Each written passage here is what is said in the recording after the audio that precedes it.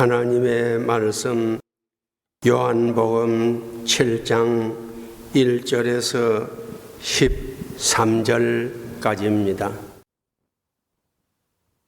성경을 찾으신 분은 성경을 보시고 화면을 보시는 분은 화면을 보시고 이 시간 저와 여러분들에게 주신 말씀이니까 다 같이 읽겠습니다.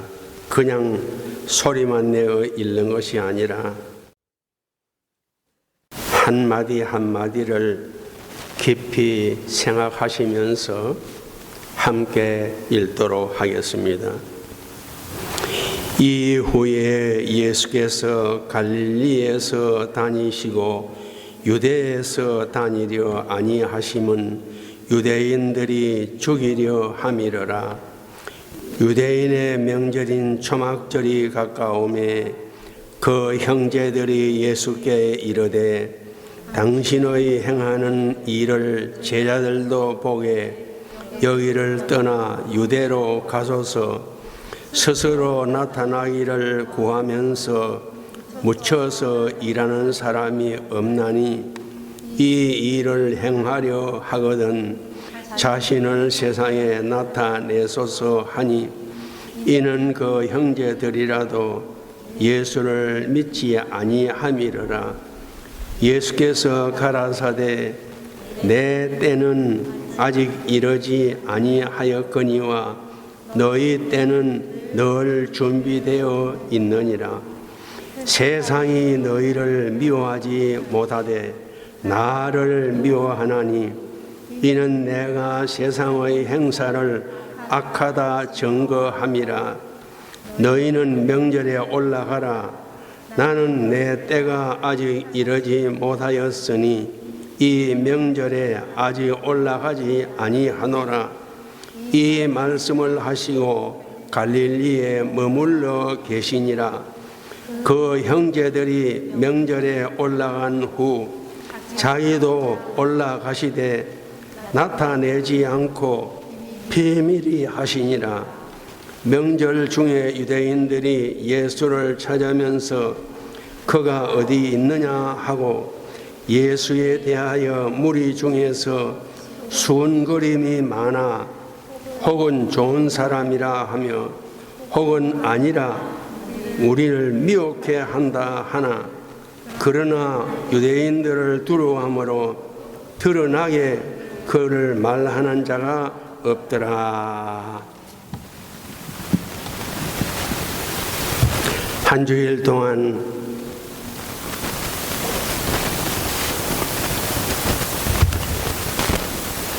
세상 일들을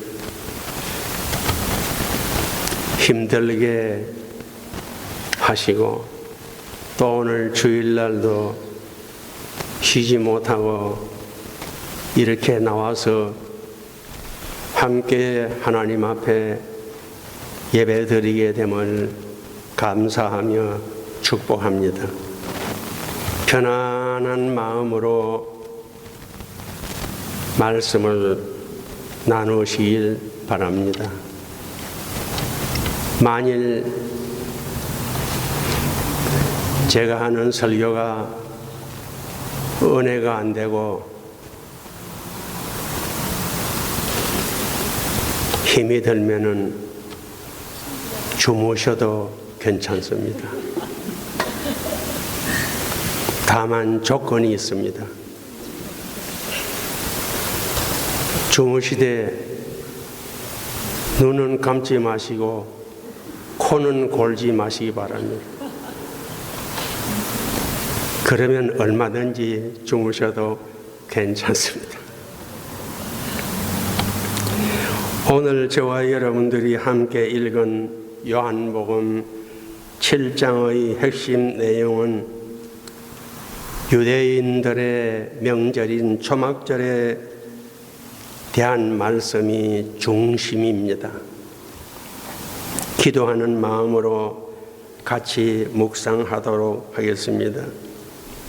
오늘 함께 읽은 말씀을 크게 두 가지로 나누어서 묵상하려고 합니다. 하나는 유대로 올라가는 일과 또 하나는 초막절에 대한 말씀입니다. 첫 번째로 유대로 올라가는 문제가 주는 의미를 함께 묵상하고자 합니다. 오늘 읽은 말씀 3절에 이렇게 말하고 있습니다. 같이 화면에 나오면 같이 읽어 보십시다. 그 형제들이 예수께 이르되 당신의 행하는 일을 제자들도 보게 여기를 떠나 유대로 가소서. 여기를 떠나 그랬는데 여기 말하는 여기는 갈릴리를 말하는 것입니다. 유대로 가소서 한데 유대는 예루살렘을 말씀하는 것입니다. 이 갈릴리 시골 구석에 있지 마시고 예루살렘으로 올라가라고 그렇게 형제들이 말을 했습니다. 그런데 8절을 같이 한번 더 읽겠습니다. 8절. 너희는 명절에 올라가라. 나는 내 때가 아직 차지 못하였으니 이 명절에 아직 올라가지 아니하노라 그랬습니다. 형제들이 갈릴리를 떠나서 유대로 올라가라고 하였는데 예수님은 올라가지 않겠다고 하였습니다. 형제들이 올라가라고 했는데 왜 예수님은 올라가지 않겠다고 하셨을까요? 이와 비슷한 말씀이 마태복음 4장과 누가복음 4장에도 나옵니다. 예수님이 세례를 받으시고 사역을 시작하시기 전에 40일 동안 금식을 하시면서 기도하실 때에 그때 마태복음 4장 3절에 보면은 이렇게 말하고 있습니다. 시험하는 자가 예수께 나와 가로되 내가 만일 하나님의 아들이거든 명하여 이 돌들이 떡덩이가 되게 하라. 그 다음에 마태복음 4장 6절에도 비슷한 말씀을 하고 있습니다. 가로되 내가 만일 하나님의 아들이거든 뛰어내리라. 기록하였으되 저가 너를 위하여 그 사자들을 명하시리니 저희가 손으로 너를 받들어 발이 돌에 부딪히지 않게 하리로다 하였느니라 했습니다. 누가복음의 4장에도 똑같은 말씀을 하고 있습니다. 예수님은 돌이 없어도 떡덩이를 만들 수 있습니다. 또 성전 꼭대기에서 뛰어내리라고 하였는데 뛰어내리는 것은 쉽습니다. 뛰어오르실 수도 있습니다. 그러나 거절했습니다. 왜냐하면 마귀의 시험의 의도는 돌로 떡을 만들고 성전 꼭대기에서 뛰어내리는 이적을 보이라는 것이 마귀의 시험의 의도가 아닙니다. 마귀의 시험의 의도는 네가 만일 하나님의 아들이거든 돌로 떡을 만들고 성전 꼭대기에서 뛰어내려서 네가 하나님의 아들임을 증명해라. 그러니까 예수님이 계속 거절한 것입니다. 왜냐하면 예수님은 자신이 하나님의 아들이신데 굳이 증명해 보여줄 필요가 없습니다. 그렇기 때문에 거절을 했습니다. 이제 본문으로 돌아와서 질문을 드립니다.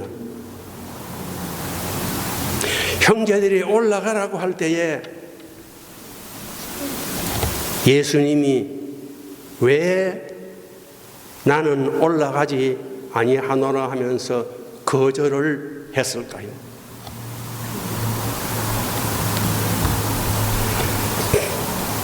그 이유는 4절에 보면은 스스로 나타나기를 구하면서 묻혀서 일하는 사람이 없나니 이 일을 행하려 하거든 자신을 세상에 나타내소서 했습니다.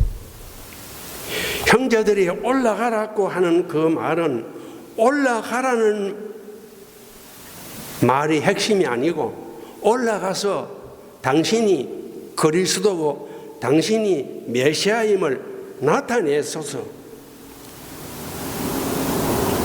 아직도 형제들은 예수님이 그리스도이고 메시아임을 믿지 못하기 때문에 이 갈릴리 시골 구석에 묻혀 있지 말고 예루살렘에 올라가서 당신이 메시아임을 그리스도임을 나타내세요. 그러니까 예수님께서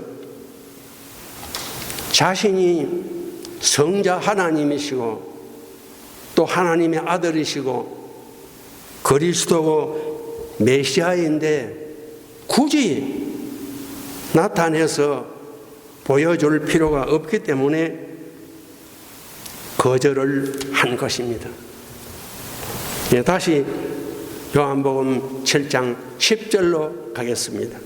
10절을 우리 같이 읽어보겠습니다. 그 형제들이 명절에 올라간 후 자기도 올라가시되 나타내지 않고 비밀히 하시니라. 두 번째 질문입니다. 형제들이 올라가라고 할 때는 올라가지 않겠다 거절을 했는데 왜 올라가지 않겠다고 해놓고 예수님이 올라가셨느냐? 그 좀 앞뒤가 안 맞는 같은 그런 말씀입니다. 이에 조금 전에 말씀드린 것처럼 형제들이 올라가라고 하는 것은 가는 것이 핵심이 아니고 당신이 메시아여 그리스도임을 나타내라는 것이 형제들의 핵심입니다. 그런데 예수님이 올라가신 것은 나타내기 위해서 올라가신 것이 아닙니다. 아버지의 뜻을 이루기 위해서 올라가신 것입니다. 그래서 형제들은 나타내라 그러니까 나는 나타내지 않겠다. 그리고 나중에 올라가신 것은 나타내기 위함이 아니라 아버지의 뜻을 이루기 위해서 올라가신 것입니다. 하나님이 세상을 이처럼 사랑하사 독생자를 주셨으니 하나님이 예수님을 이 세상에 보내셨으니 이는 저를 믿는 자마다 멸망치 않고 영생을 얻게 하려 하심이라. 그리고 계속해서 하나님이 그 아들을 세상에 보내신 것은 세상을 심판하려 하심이 아니요 저로 말미암아 세상이 구원을 받게 하려 하심이라. 요한복음 3장 16절로 17절에 말씀했습니다. 하나님이 예수님을 세상에 보내신 것은 세상으로 구원을 얻게 하려고 예수님을 세상에 보내신 것입니다. 그래서 예수님은 하나님이 보내신 그 뜻을 이루기 위해서 예루살렘으로 올라가신 것입니다. 그러면 예수님을 세상에 보내신 하나님, 그 하나님이 어떤 하나님이신지 성경을 한 곳만 찾아서 같이 읽어보겠습니다. 이사야 43장 1절로 2절입니다. 화면에 나오면은 같이 내용을 잘 기억하시면서 함께 읽도록 하겠습니다. 야곱아 너를 창조하신 여호와께서 이제 말씀하시느니라. 이스라엘아 너를 조성하신 지가 이제 말씀하시느니라. 너는 두려워 말라. 내가 너를 구속하였고 내가 너를 지명하여 불렀나니 너는 내 것이라. 네가 물 가운데로 지날 때에 내가 함께 할 것이라. 강을 건널 때에 물이 너를 침몰치 못할 것이며 네가 불 가운데로 행할 때에 타지도 아니할 것이요 불꽃이 너를 사르지 못하리니. 그렇습니다. 예수님을 세상에 보내신 하나님은 이런 하나님이십니다. 여기에서 우리가 이 말씀을 읽을 때 야고바 하는 이 말에 우리 자신의 이름을 넣어서 읽으면 좋겠습니다. 이스라엘아 하는데도 우리 자신의 이름을 넣어서 읽으면 좋겠습니다. 이런 하나님이 우리를 구속하셨고 너는 내 것이라고 인치신 하나님이십니다. 다시 질문합니다.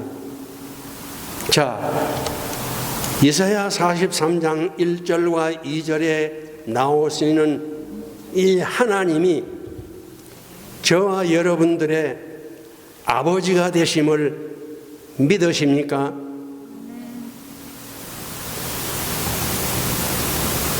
대답이 없네요. 하나님이 여러분 아버지 아닙니까? 이런 하나님이 저와 여러분들의 아버지 되심을 믿으십니까? 그리고 이 하나님이 예수님에게 사명을 주셔서 세상을 구원하라는 사명을 주셔서 세상에 보내신 것처럼 저와 여러분들도 하나님이 사명을 주셔서 이 세상에 보내서 우리가 세상에 있게 된 것을 믿으십니까? 믿으면 아멘 해야지요. 믿으십니까? 예. 사람이 세상에 살아가는 동안 가장 가치 있는 삶이 무엇이냐면 사명을 위해서 사는 삶이라고 합니다. 그러면 하나님이 우리에게는 어떤 사명을 주셔서 세상에 보내셨을까요? 두 가지로 생각할 수 있는데요. 내적으로는 예수님의 인격을 닮아가는 사명을 주셨습니다. 우리가 이 세상에 사는 동안 삶의 목적으로 삼아야 될 것이 예수님의 인격을 닮아가는 것입니다. 예수님의 인격을 닮아가기 위해서는 하나님을 섬겨야 합니다. 섬기는 것의 대표적인 것이 예배입니다. 우리가 하나님을 섬기는 것은 대체로 잘 하고 있습니다. 그러나 주어진 현실 속에서 하나님의 말씀대로 살아내는 것은 많이 아쉬운 점입니다. 신앙은 아는 것이 아니고 삶입니다.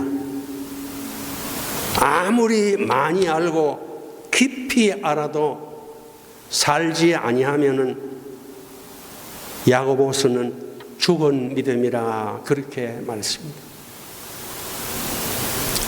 그래서 우리가 현실에서 하나님의 말씀대로 살아가는 것이 힘이 들더라도 살아내야 합니다.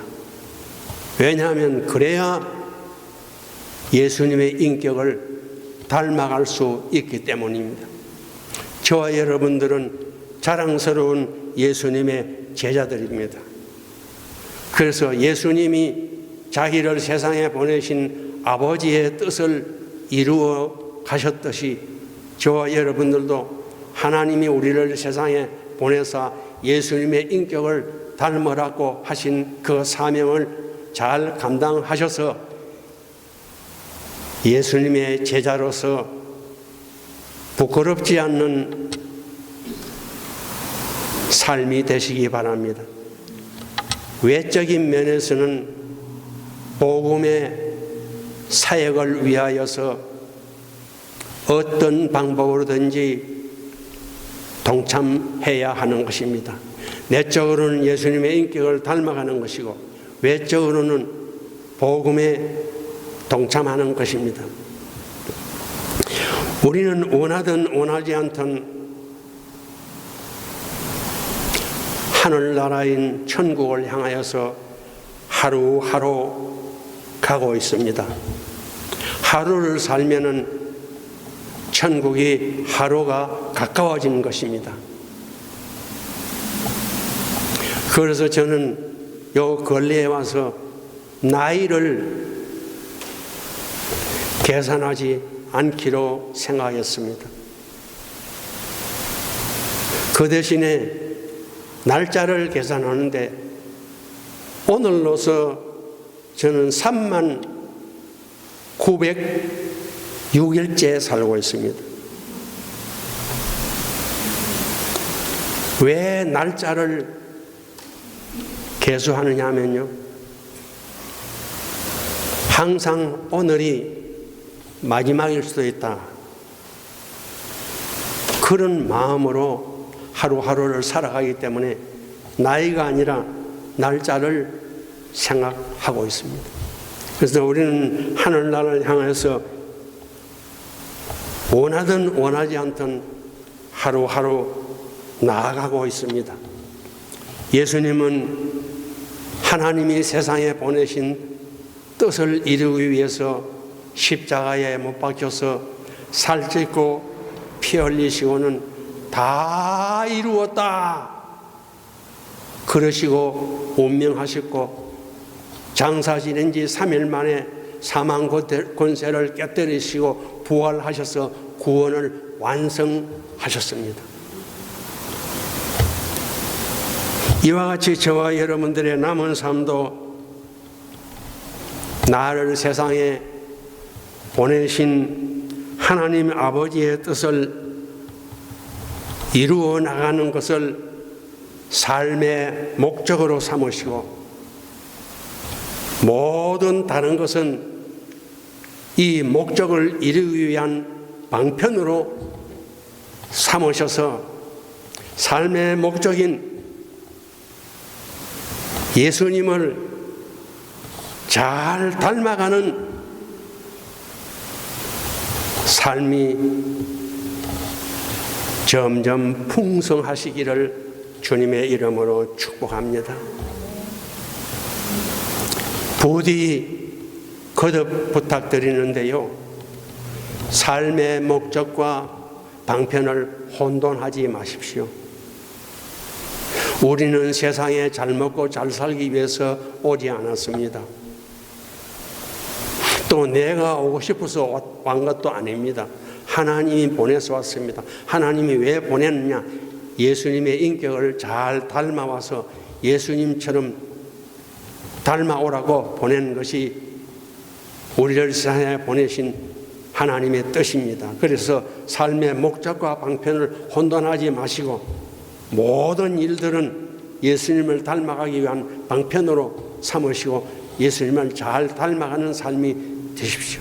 이제 두 번째로 유대로 올라가는 일에 대하여서 함께 말씀을 나누고자 합니다. 유대인들에게는 3대 명절이 있습니다. 모든 유대인은 이 3대 명절을 1년에 한 번씩 꼭 지켜야 합니다. 그 대표적인 명절이 유월절입니다. 유월절은 유대인의 달력으로는 1월 14일입니다.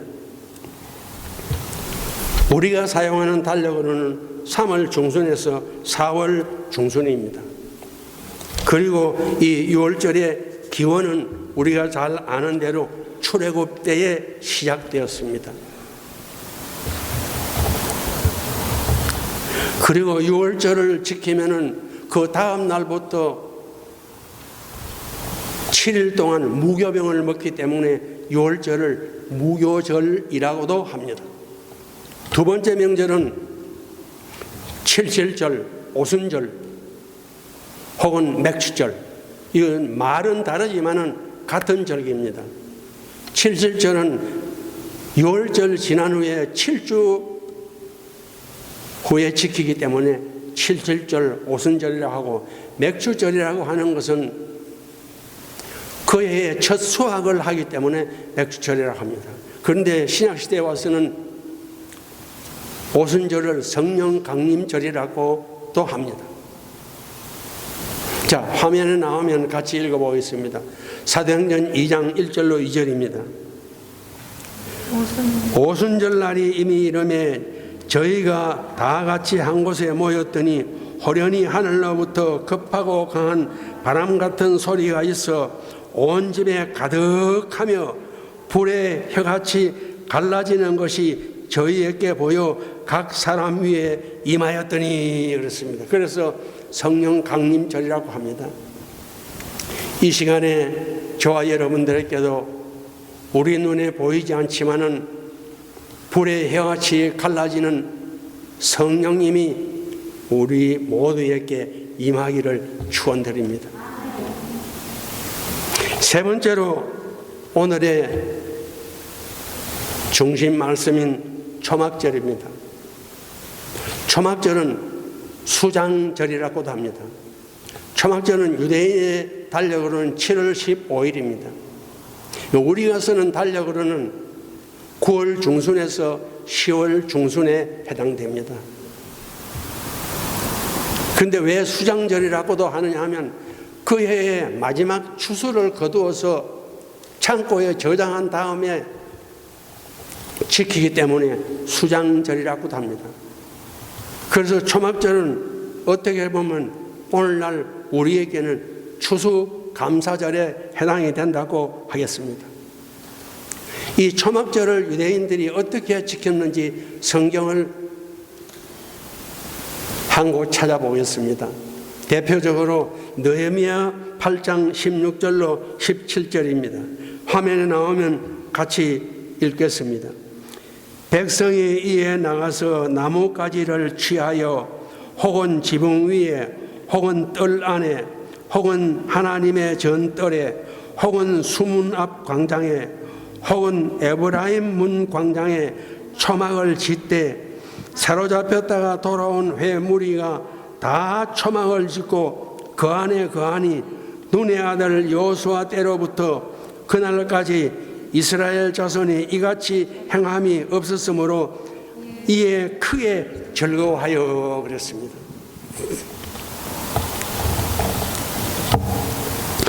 추수감사절인데도 초막을 짓고 7일 동안 초막 생활을 해야 합니다. 오늘날은 캠핑 장비가 많이 발전을 해서 캠핑이 즐겁습니다. 그러나 이 당시에 초막을 짓고 초막에서 생활하는 것을 우리 한국 역사에 비유하면은 시묘살이와 같습니다. 요즘은 그런 사람이 없지요. 옛날에는 아주 효자들은 부모님이 돌아가시면은 무덤 옆에다가 움막을 짓고 3년 동안 무덤을 지키면서 시묘살이를 했습니다. 이때 이 나뭇가지를 가지고 와서 초막을 짓고 초막 생활을 하는 것은 굉장히 불편한 일입니다. 추수감사절인데 왜 불편하게 지키게 했을까? 그 이유를 세 가지로 나누어서 함께 묵상하고자 합니다. 왜 추수감사절인데 즐거운 절기인데 초막 생활을 하면서 불편하게 지키게 하였을까? 첫 번째는 하나님의 구원의 은혜를 기억하게 하시려고 초막 생활을 하게 한 것입니다. 초막 생활은 어떻게 보면 40년 동안 광야 생활을 하는 것을 상징적으로 의미합니다. 그래서 이 초막 생활을 하면서 너희가 애굽에서 구원받은 것은 너희 힘으로 구원받은 것이 아니지 않느냐? 유월절을 지킬 때 하나님이 천사를 보내서 애굽의 장자를 다 죽이니까 애굽 사람들이 너희의 등을 떠밀어서 제발 나가달라. 그래서 하나님의 은혜로 애굽에서 구원 얻은 것이 아니냐. 그리고 40년 동안 광야 생활할 때 여러 가지 핵심적인 은혜가 있는데 그 중에 몇 가지를 하면은 첫째로 불과 구름 기둥입니다. 광야에서 불과 구름 기둥은 낮에는 더위를 식혀주고 밤에는 추위를 막아주는 것이고, 단순히 이것이 더위와 추임을 막아주는 것이 아니고 이스라엘 사람들이 장막을 치고 있는 그 둘레에서 불과 구름 기둥이 성이 된 것입니다. 보이지 않는 성이 된 것입니다. 그래서 원수가 침입해 올 수 없고 사나운 짐승들이 침입해 올 수가 없습니다. 눈에 보이지 않지만은 오려고 하면은 뭔가에 부딪혀서 들어오지 못합니다. 그래서 이렇게 둘러싸서 불과 구름 기둥이 40년 동안 보호해 준 것입니다. 40년 동안 만나를 주어서 농사 짓지 않았지만은 굶지 않았습니다. 40년 동안 같은 옷을 입고 같은 신을 신었지만은 신발이 헤어지지 않았습니다. 목마를 때 바위에서 샘물이 강물같이 터져 나왔습니다. 그래서 이 초막 생활하면서 너희가 구원을 얻은 것은 하나님의 은혜가 아니냐, 너희 힘으로 된 것이 아니지 않느냐, 그것을 깨닫게 해 주시려고 7일 동안 초막에서 불편하게 살게 하신 것입니다. 고린도전서 15장 10절을 보겠습니다. 화면에 나오면 같이 읽어보겠습니다. 그러나 나의 나된 것은 하나님의 은혜로 된 것이니 내게 주신 그의 은혜가 헛되지 아니하여 내가 모든 사도보다 더 많이 수고하였으나 내가 아니요 나와 함께 하신 하나님의 은혜로라.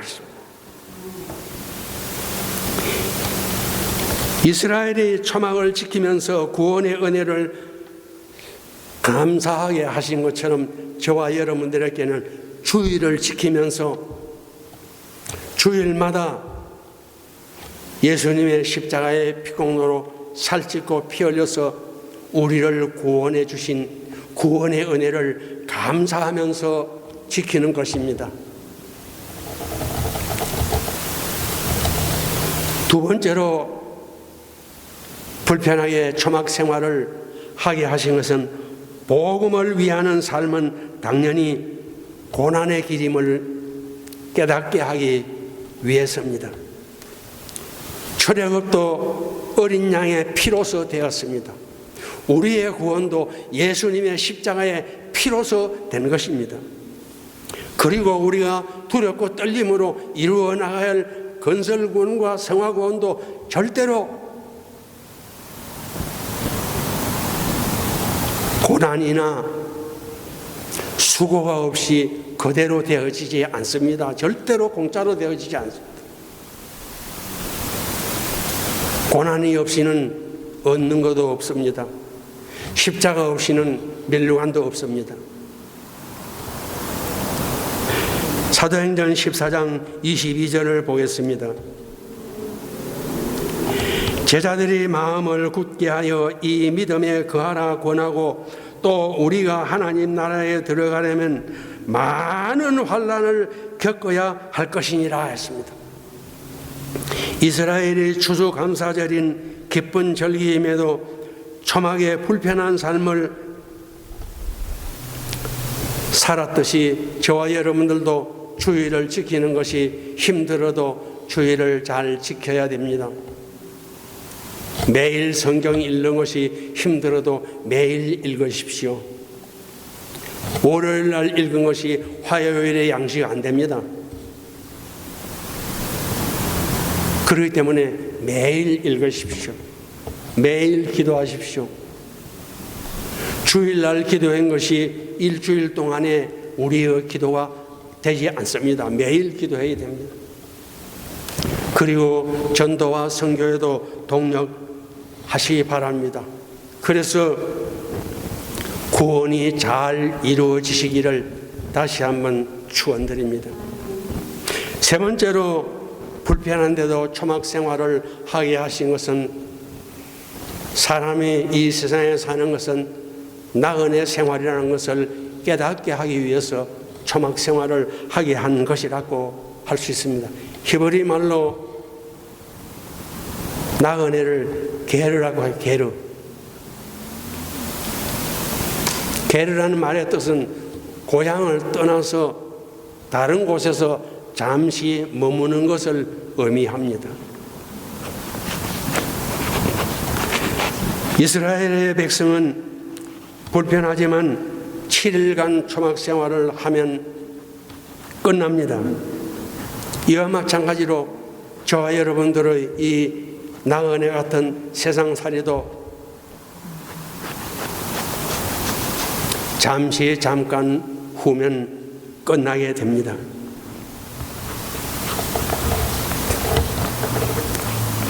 더 나은 본향으로 가게 될 것입니다.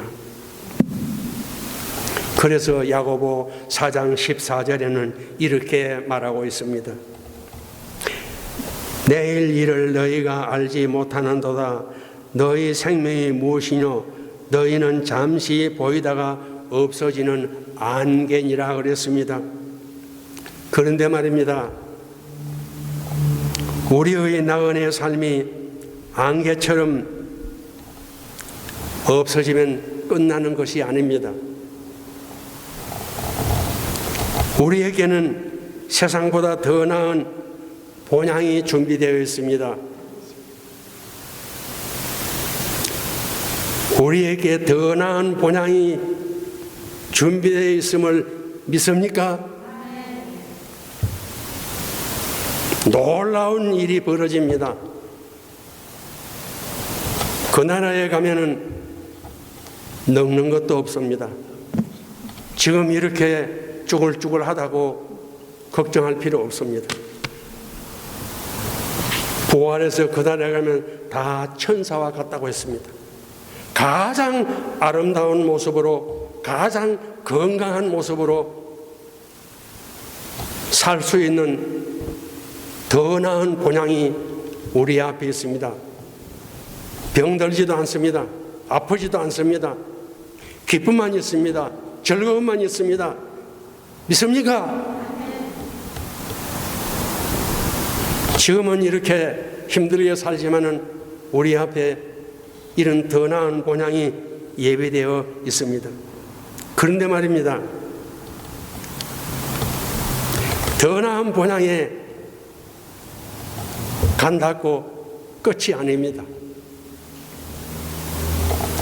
로마서 14장 12절입니다. 화면에 나오면 같이 읽겠습니다. 이러므로 우리 각인이 자기 일을 하나님께 짓고 하리라 그랬습니다. 나그네요 안개 같은 생살이가 끝나면 더 나은 본향에 가게 됩니다. 그 더 나은 본향에 가게 되면 우리를 세상에 보내신 하나님, 우리를 더 나은 본향으로 부르신 하나님께 내가 세상에서 어떻게 살고 왔는지를 귀국 보고를 해야 됩니다. 믿음의 장사를 어떻게 하고 왔는지, 믿음의 농사를 어떻게 짓고 왔는지, 믿음의 집을 어떻게 짓고 왔는지, 무엇을 하면서 어떻게 살다가 왔는지 하나님 앞에 다 짓고 하며 보고해야 됩니다. 여러분, 그때에 저와 여러분들은 아버지 하나님, 저는 5달란트를 남겼습니다. 2달란트를 남겼습니다. 10문화를 남겼습니다. 5문화를 남겼습니다. 불타지 아니할 집을 지었습니다. 무너지지 아니할 집을 짓고 왔습니다. 30배, 60배, 100배의 결실을 하고 왔습니다. 부끄러운 구원이 아니라, 벌거벗은 부끄러운 구원이 아니라 자랑스럽고 영광스러운 구원을 이루어 왔습니다 하고 자랑스럽게 보고할 수 있는 그런 삶이 저와 여러분들의 남은 삶에 점점 풍성하시기를 축원드립니다. 부디 저와 여러분들의 남은 삶이 이렇게 자랑스럽게 귀국 보고를 할 수 있는 삶으로 점점 풍성해지는데 최선을 다하십시다. 부디 남은 삶이 부자처럼 물 한 방울도 건지지 못하는 쪽박나는 삶이 아니라 나사로처럼 하나님의 품에 안기는 대박나는 삶으로 최선을 다하시기를 다시 한번 축복합니다. 기도드리겠습니다. 사랑의 아버지 하나님, 감사합니다. 영원전 창세전에 우리를 하나님의 자녀를 삼기로 예정하시고 그 예정하신 기쁘신 뜻대로 이 시대에 우리를 이 세상에 보내셨습니다. 우리를 세상에 보내신 것은 세상에서 잘 먹고 잘 입고 잘 살고 즐기라고 보내신 것이 아니고 예수님의 인격을 닮아오라고 우리를 보냈습니다. 예수님의 성품을 닮아가는 것이 삶의 목적이고 나머지는 예수님을 닮아가는 삶의 목적을 이루기 위한 방편입니다. 아버지 하나님, 우리가 지금까지 예수님을 닮아가는 일에 많이 부족하고 아쉬웠음을 자복을 드립니다. 남은 삶에는 예수님을 누구보다 자랑스럽게 닮아가는 자랑스러운 예수님의 제자들이 되게 하여 주옵소서. 우리가 살고 있는 이 세상은 질병도 있습니다. 늙기도 합니다. 괴로운 일도 있습니다. 슬픈 일도 있습니다. 그러나 우리가 장차 가서 살 하늘나라 더 나은 본향에는 늙는 것도 없고 슬픈 일도 없고 눈물 날 일도 없고 기쁘고 즐거운 일만 있습니다. 그러나 그때 우리는 하나님께 내가 세상에서 어떻게 살고 왔는지 무엇을 하다가 왔는지 귀국 보고를 해야 됩니다. 아무쪼록 우리의 남은 삶이 하나님 앞에 자랑스러운 귀국 보고를 할 수 있는 아름다운 삶으로 점점 풍성하게 도와주시옵소서.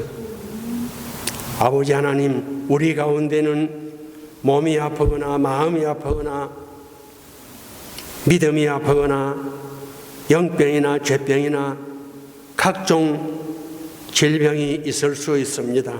이 아픈 사람들의 모든 것들을 어루만져서 치료하여 주시옵소서.